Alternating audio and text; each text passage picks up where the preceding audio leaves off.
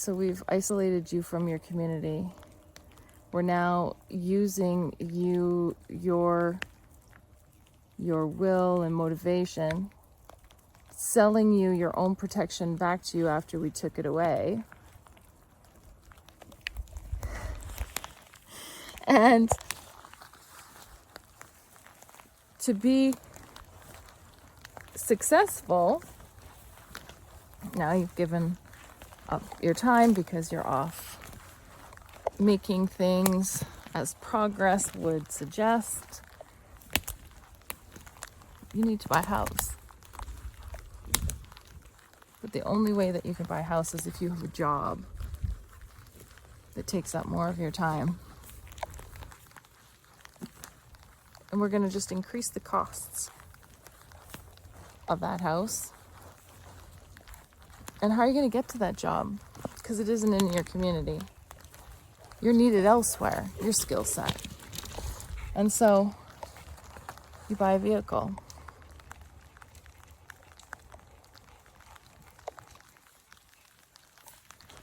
And once you're in your house and your vehicle, you continue to be sold things. And the cycle continues. And you're held hostage.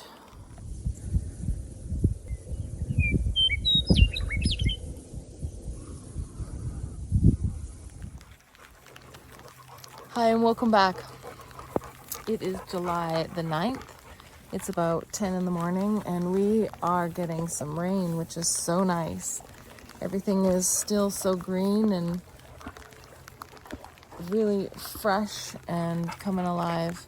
I know so many places around the world are experiencing different weather that is in the extremes, and my heart goes out to people who are suffering or who have lost loved ones.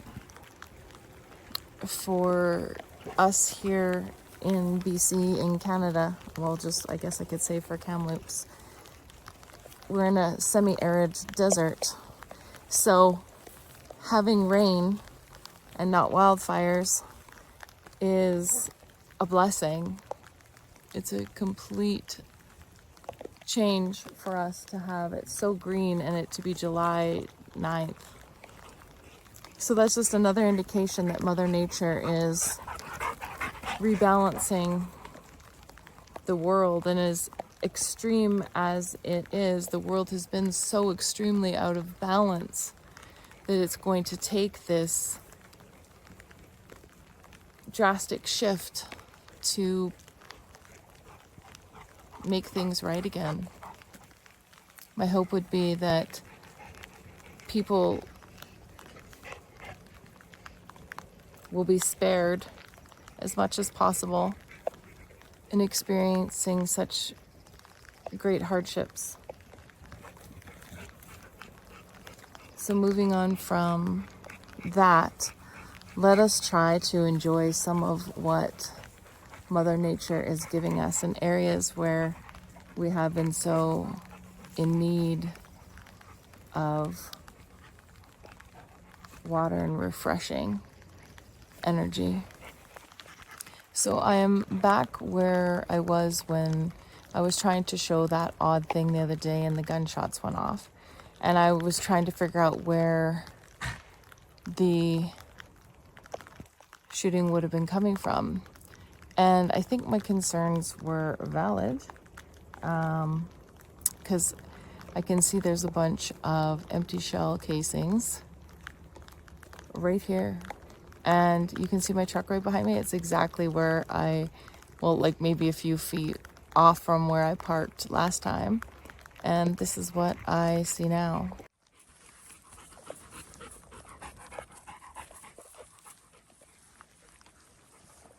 And while some of them may be older than others,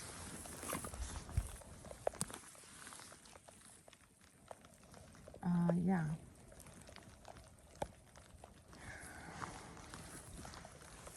So it was definitely smart to move along that day. And I was thinking about it after, of what that could mean. And that it's like snapping your fingers to wake someone up, or clapping your hands, trying to, snap you out of a trance, and to get you to see the danger that you're in, to wake you up. And I know I've said in many other different videos that I've made about how important it is for humanity to wake up and to become aware and gain perspective of their situations, and that the only way to survive as a conscious being is to become very aware that you are a conscious being, and become aware of your surroundings and your environment and the energy that you are interacting with, to disentangle yourself from that, so that you may feel better, in the sense of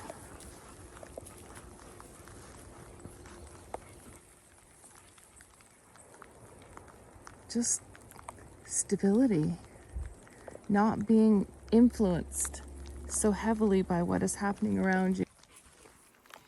In my work as a parole officer, community parole officer, which means I supervised people who had already been sentenced and they were being released back into the community, and my job was to create plans to help manage their risk and then supervise them if they were released back to the community.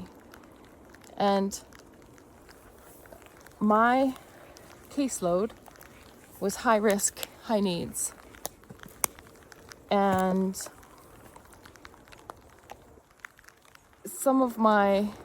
a good number of my population that I supervised were active gang members. Some of them, of course, would say that they weren't, but if you know anything about gang membership, it is very, very difficult, if not impossible, to extract yourself from a gang. And I feel as though it is no different.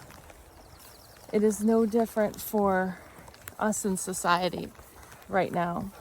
We've been recruited into this gang unknowingly, as many recruits are.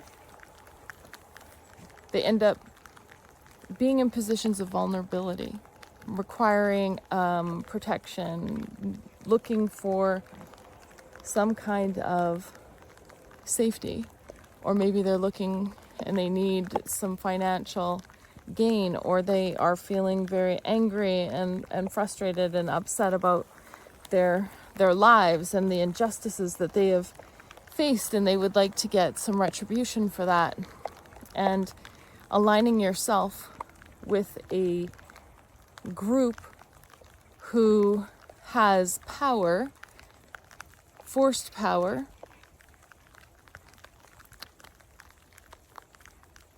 feels very comforting. And online, social media is no different either. Because realistically, and I'm sure someone has probably talked about this somewhere, I have no idea, but online, you're looking for others to support and engage with you that makes you feel more connected, more supported, and for financial gain, for acceptance, for protection, in the sense that you want others to agree with you so that you cannot be targeted and attacked by those who do not agree with you. So aligning yourself with the stronger, more forceful and powerful group. But the problem is, you have to sell your soul for that. And so then how do you get your soul back? How do you regain autonomy over your life when you decide that it wasn't what you thought it was? What is it that you have to do? What do you have to give up in order for you to have a sense of safety and security within yourself without having to compromise your values and integrity or put yourself in positions of even more danger, even more hostility? What is it that you have to do for that to happen? And the first thing you need to do is you have to take accountability for how you got there. What part did you play in it? What agreements did you make, and what were you looking for? What were you hoping to achieve by joining forces or being recruited once in, and maybe you didn't make any agreements or anything? The point is that someone has dirt on you. That's what keeps people stuck. Someone owns you somehow, and you have a fear of being exposed. So what if you just expose yourself, right? And every situation is very different. The level of danger is very different. The level of hostility and retribution back at you is very different as well. And so part of this whole spiritual awakening is exactly that.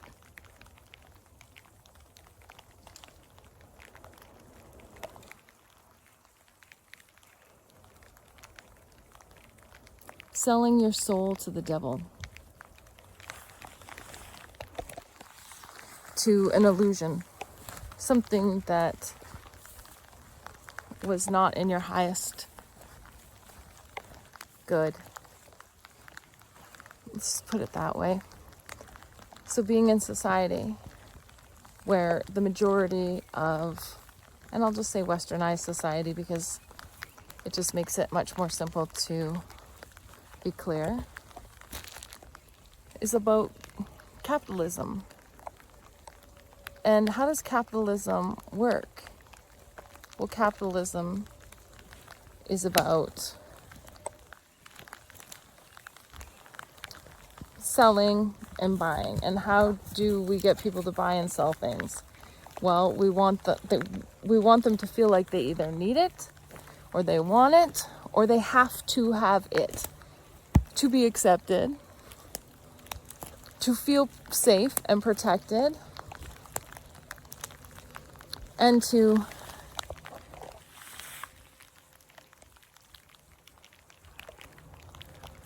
financially be rewarded. And so, what is it that you had to give up? Because you have to give up something. You have to, when you're in a gang, your decision making is gone. You don't make decisions. You follow orders.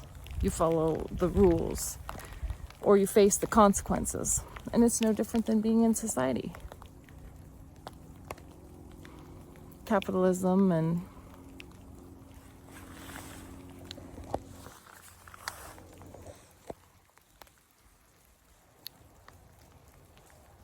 I'm really dumbing this down right now, but it's to make the point that capitalism, what is it? In the old days, when I say old days, really, it's, industrialization and simplifying things and moving away from agriculture and basically creating an individualistic society instead of community-based. Because what is in a community? What else do you need? If you're in a community that can grow its own food and that has supports for one another and cares for one another, and has the capacity and understanding and education and knowledge and skills to take care of whatever it is that you need to survive. No one can sell you anything. So that needs to be removed. Community needs to be broken down. You need to be isolated. And what has done that better than industrialization?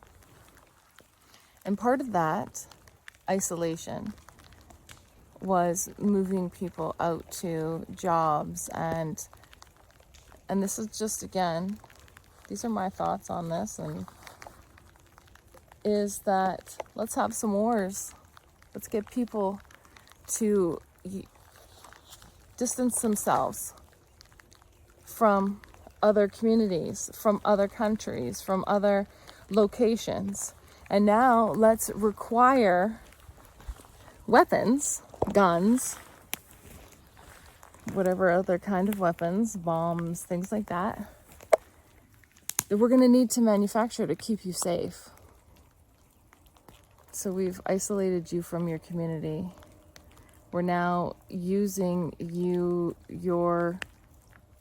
will and motivation, selling you your own protection back to you after we took it away. And to be successful, now you've given up your time because you're off making things as progress would suggest. You need to buy a house. But the only way that you can buy a house is if you have a job that takes up more of your time. And we're going to just increase the costs of that house. And how are you going to get to that job? Because it isn't in your community. You're needed elsewhere, your skill set. And so you buy a vehicle.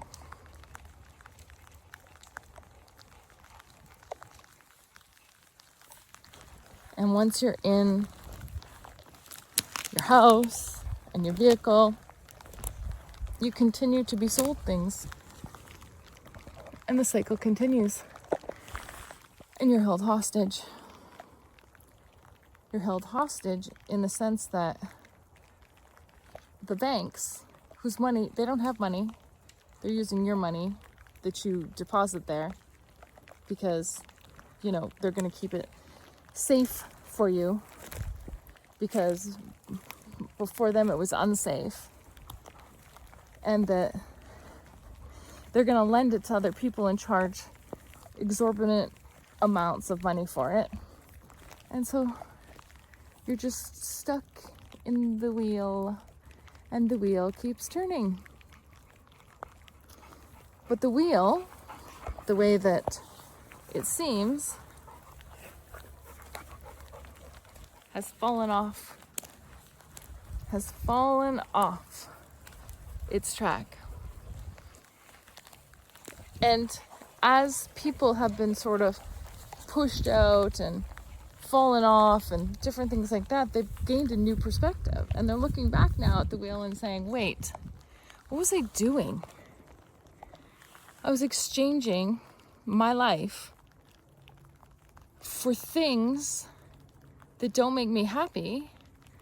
And it was dulling down my awareness and my conscious abilities to manifest and create and to be present and to engage and connect with people meaningfully. It removed all of that because what the wheel can't have are conscious beings who think for themselves. That can't happen.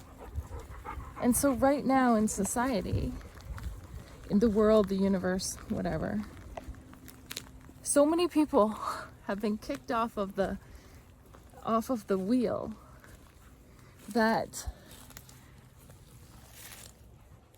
there's only a few who are running on it. Like a hamster wheel. They're running on it, and they have to run faster now because there's less people on the wheel. And all of us, me included, who are standing and watching the wheels spin so fast now. And people are being flung off it. The ones that were trying to hold on, they can't hold on anymore. They're losing houses and vehicles and things that they were told had great value and meaning in their lives. And that is the thing that you aspire to. It's all just falling apart and falling away. And so then you're all roughed up and you're looking around and it's like, what now? What now? What do I do now? What do I search for now? What do I try to achieve now?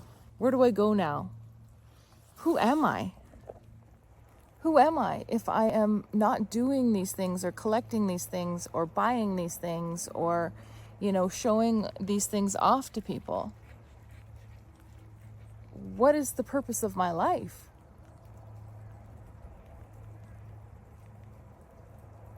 And that is exactly where you need to be. That is exactly where you need to be. You need to be questioning all of these things. So those gunshots the other day are like the alarm. It's a big spider. The alarm that is trying to jolt you awake. And Mother Nature is doing her part.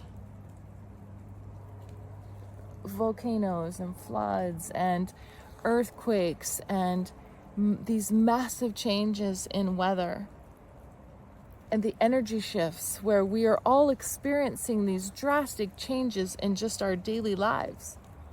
All of it. You cannot look the other way anymore. Mother Nature, or however you want, whatever name you want to, it doesn't even matter what the name is. It's the feeling behind it. It's the sense behind it. It's the energy behind it. It's the knowing, the internal knowing that you are meant for something more, something greater, all of us. And that this calibration was never meant to last. And the tighter that you hold on, the higher you're going to go and the farther you have to fall.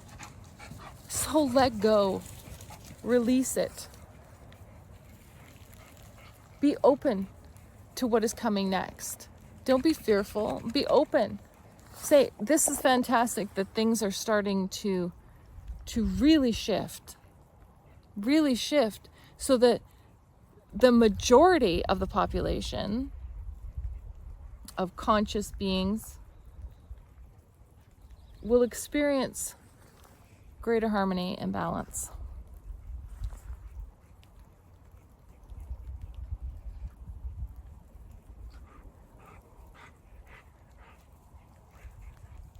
So wake up. And if you're watching this, you are awake. And that's fantastic. Because as we watch the rest of the wheel roll off its tracks, we can be preparing to help those who tried to hang on for far too long.